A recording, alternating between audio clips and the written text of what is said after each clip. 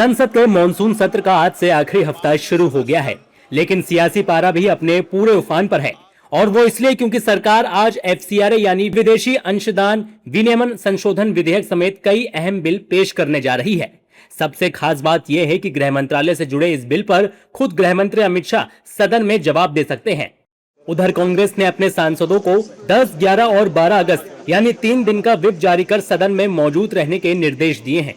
दरअसल मॉनसून सत्र की शुरुआत से ही विपक्ष लगातार पेपर लीक, छात्रों पर पुलिस की कार्रवाई और चढ़ावा चोरी समेत कई मुद्दों पर सरकार को लगातार घेर रहा है। विपक्ष लगातार मांग करता रहा है कि गृह मंत्री अमित शाह सदन में आकर जवाब दें। ऐसे में अब FCRA बिल की एंट्री के साथ ये सियासी टकराव और बढ़ने के आसार हैं।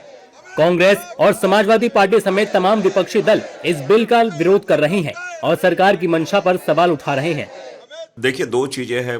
सरकार कोई भी बिल ला रही है तो सरकार के हर बिल के पीछे एक मंशा होती है और वो मंशा बहुत साफ नहीं होती है।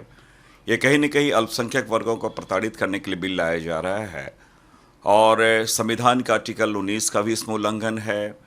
और अगर सब ग्रांट करने के बाद उसमें ही परेशानी होगी और जो एडमिनिस्ट्रेटिव एक्सपेंसेज है जहाँ 50% उसको रिड्यूस करके 20% कर दी गई है। तो इसमें मैं और जो ऐसे NGOs जो रिमोट एरिया में काम कर रहे हैं उनको काफ़ी परेशानी होगी। ये तो पार्टियों का होता है,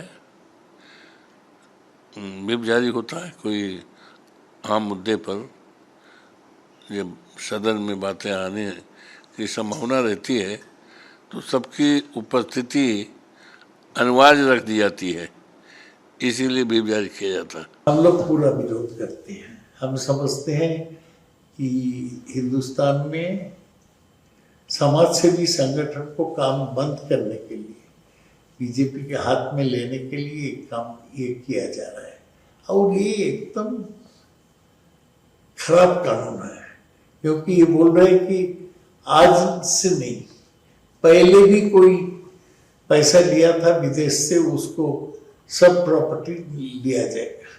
ये NGO जितना है उसको काम बंद करने के लिए षड्यंत्र हो रहा है। हालांकि मोदी सरकार का साफ कहना है कि FCRA संशोधन बिल से किसी को नुकसान नहीं होगा। देखिए, FCRA जो अमेंडमेंट बिल है उसमें 3 प्रमुख प्रावधान है और मुझे लगता है कि किसी भी जेन्युइन NGO को उससे किसी भी प्रकार की कोई आपत्ति नहीं होनी चाहिए। पहला कि हर फॉरेन फंडिंग का NGO अगर स्वीकार करती है तो उसे ये बताना पड़ेगा कि उसका स्कोप ऑफ वर्क क्या था और रीजन ऑफ वर्क क्या था, कहां पर किस काम के लिए उस फॉरेन फंडिंग का प्रयोग हुआ और किस क्षेत्र में हुआ। मुझे नहीं लगता किसी भी जेन्युइन NGO को इससे कोई आपत्ति होगी। देखिए, FCRA बिल आने का विरोध कांग्रेस क्यों कर रही है? क्योंकि वे चाहते हैं कि देश के अंदर जो हमारा डेमोग्राफिक है वो बदले। वे चाहते हैं कि हमारे देश के अंदर धर्म परिवर्तन हो, इसलिए वे विरोध कर रहे हैं। असल में क्या है कि ये विदेशी ताकतों के साथ मिलकर यहाँ पर देश का डेमोग्राफी बदलकर राजनीति करना चाहते हैं। यानी एक तरफ सरकार बिल को जरूरी बता रही है तो दूसरी तरफ विपक्ष इसे लेकर सवाल खड़े कर रहा है।